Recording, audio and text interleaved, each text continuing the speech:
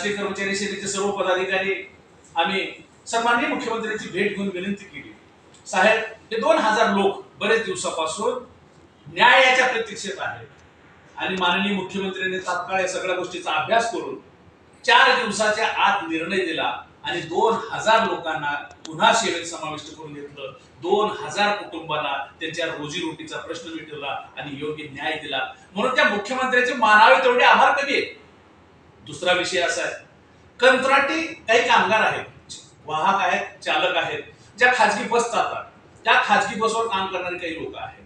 याही लोकांचं म्हणणं आहे आज आम्ही कायमस्वरूपी सेवा देण्यासाठी तयार आहोत, परंतु आम्हाला महाराष्ट्र शासनानं माननीय मुख्यमंत्र्यांनी कायमस्वरूपी एसटी मध्ये समाविष्ट करून घ्यावं, आम्हाला कामावर घ्यावं अशी आज त्यांची विनंती आहे. होय, मी निश्चित मुख्यमंत्र्यांकडे या गोष्टीचा पाठपुरावा करणार आहे आणि याही लोकांना कायमस्वरूपी एसटी खात्यात समाविष्ट कसं करून घेता येईल या बाबतीचं निवेदन मी माननीय मुख्यमंत्र्याला देऊन यांना न्याय मिळवून देण्यासाठी मी प्रामाणिकपणे प्रयत्न करणार आहे. मला विश्वास आहे 100% ज्या पद्धतीनं माननीय मुख्यमंत्र्यांनी या महाराष्ट्रामध्ये घेतलेले स्तुत्याचे जे निर्णय, सर्वसामान्यांसाठी घेतलेले जे निर्णय, तोच निर्णय लागू होईल आणि यांना न्याय मिळेल निश्चित स्वरूपाने मला अपेक्षा आहे आणि मुख्यमंत्र्यांवर माझा तेवढा विश्वास आहे. याही लोकांना न्याय मिळवून देण्यासाठी व्यंकटराव असतील, आमचे आबा असतील, राष्ट्रीय कर्मचारी सेनेचे सर्व पदाधिकारी असतील, या सर्वांना घेऊन याही प्रश्नाबाबत मी माननीय मुख्यमंत्र्यांकडे साकडं घालणार आहे. जय महाराष्ट्र.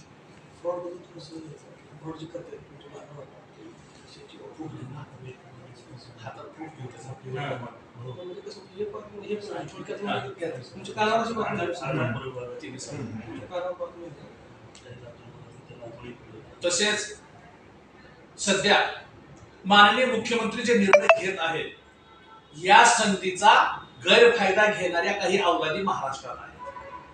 माझ्या कानावर या लोकांनी आता विषय घातलाय, माननीय मुख्यमंत्र्यांकडून आपण निर्णय घेऊया आणि आपल्याला 40,000 50,000 रुपये लागणार आहेत. यांच्याकडून तशी त्या पद्धतीची लुबाडणूक चालू आहे. मी 100% तो जो कोणी असेल त्याचा नंबर घेणार आहे. मी माझ्या कोल्हापूरच्या सर्व पदाधिकाऱ्यांना सांगणार आहे, माझ्या मुख्यमंत्र्याला जर हे बदनाम करणार असतील तर आमचं ते कर्तव्य आहे. एक बघा, माननीय मुख्यमंत्र्याकडं एसटी कर्मचाऱ्यांचं म्हणणं काय होतं की आम्हाला 5,000 रुपये पर्यंतची पगार वाढ द्या. 15-20 वर्षापासून पगार वाढ होत नाहीये, आमच्यावर अन्याय होतोय.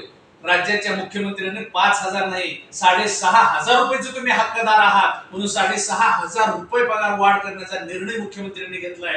हा एसटी कर्मचाऱ्याला अत्यंत भावलेला चांगला निर्णय आहे. असे स्तुत्य निर्णय घेत असताना जर असे कोणी एजंट, असे कोणी दलाल जर छळण्याचा प्रयत्न करत असतील, लुटण्याचा प्रयत्न करत असतील तर शिवसेनेच्या पद्धतीने आम्ही त्याचा बंदोबस्त करू, हे मात्र नाही.